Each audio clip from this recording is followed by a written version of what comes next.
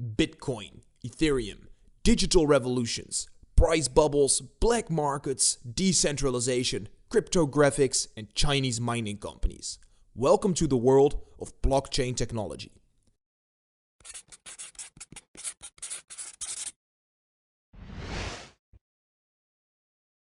In the past year, the Bitcoin network has gained unprecedented attention and momentum. We've all heard about prices skyrocketing to nearly $20,000 just to plummet down to $7,000 a couple of months later. Crypto millionaires and dreams of going to the moon caused a lot of people to invest more money than they should in fear of missing out on the gold rush. By this point, you've probably asked yourself the fair question, what the hell is Bitcoin? Even though Bitcoin is just the tip of the crypto iceberg, the gateway coin into the abyss of blockchain land, we'll use it as our prime example in explaining the underlying technology.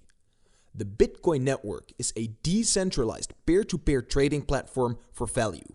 The technology that powers this platform is called the blockchain. Before we can move forward, we have to take a couple of steps back. Because in order to truly understand decentralization and immediate peer-to-peer transactions, we must first know how centralization and third-party transactions were created. So let's hop into our intergalactic spaceship, rip through space-time, and visit our friend Bob in the Stone Age. For Bob, life is pretty simple. When he is hungry, he hunts for food. When he feels tired, he looks for shelter. And when he's horny, he will stick his wood into anything that resembles a hole. Simplicity at its finest. Everything goes all and well until another person appears. It's Sarah. Sarah walks up to Bob and says she wants him to give her a piece of his meat. Bob replies that he will give her a piece of meat after she has a piece of his meat. And just like that, we have the world's first transaction and the world's oldest profession. The type of transaction we've seen here is a peer-to-peer centralized transaction. Bob and Sarah are the peers who are directly trading something with each other, and they are centralized in the exact spot they're standing whilst trading goods. Now, we'll hop back in our spaceship and pay a visit to Bob, his great to the power 50 grandson, Bob Jr. Bob Jr. lives in a tribe with about 100 people. Everyone in the tribe plays their own part to ensure the group's survival. Bob Jr. has proven himself to be quite the craftsman and produces weapons needed for hunting. But Bob Jr. doesn't get to decide who should get a weapon. Something that important is up to the chieftain. After the chieftain has decided who gets a weapon, Bob Jr. can trade the weapon for a piece of beef jerky. The type of transaction here is a regulated peer-to-peer centralized transaction. It's also our first transaction where a third party is involved. Alright, it's time to visit another friend.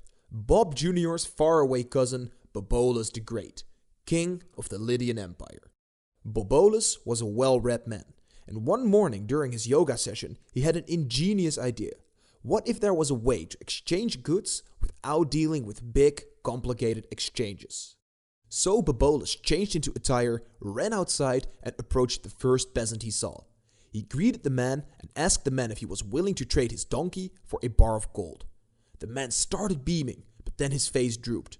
"Sir, I would love to accept your offer, but with my hunched back and all, I won't be able to carry the bar home." "No worries," Bobolus replied. "I'll write you a piece of paper that says I owe you 1 gold bar if you will write me a piece of paper that says you owe me 1 donkey. And then later today I will send a lackey to bring the gold bar and pick up the donkey." The man now happily accepted the offer and the first trade of checks was done. In the years that followed, Bobolus started minting coins and distributed them amongst his people.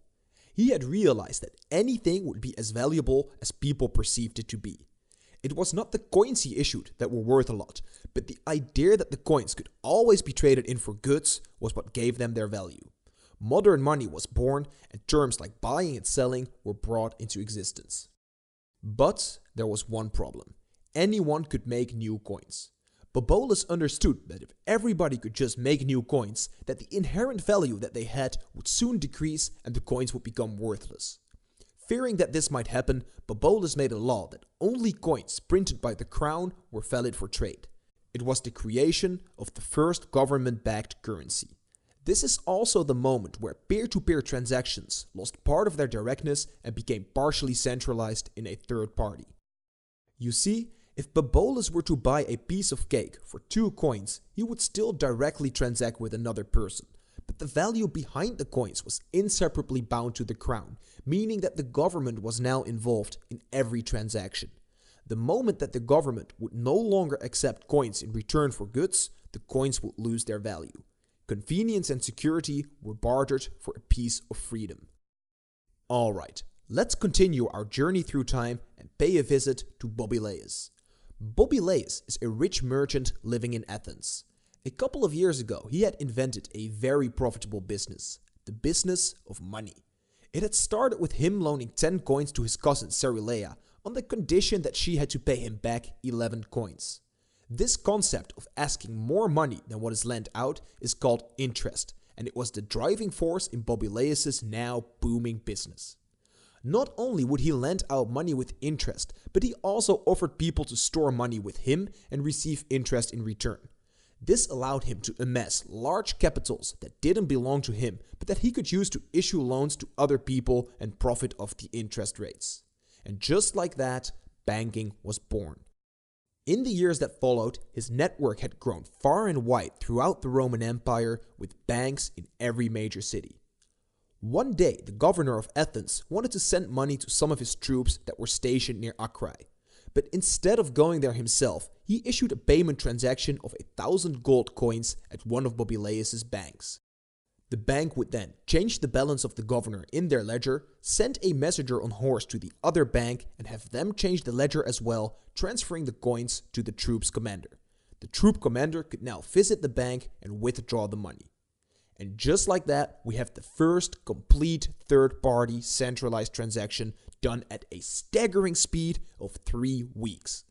At any given point in the middle of the transaction, the third party, in this case the bank, could run off with the money or lose it, leaving both buyer and seller empty-handed. Now let us return to today. Even though the empire that Bobileus lived in vanished thousands of years ago, the core principle of the systems have barely changed. We are still paying interest rates, transaction fees, and unnecessarily high intermediary fees. Most of our money is still being controlled or in possession of a third party at any given point in time, and our governments still hold the right to print new money. Basically, there is a lot of power concentrated in dense, centralized areas.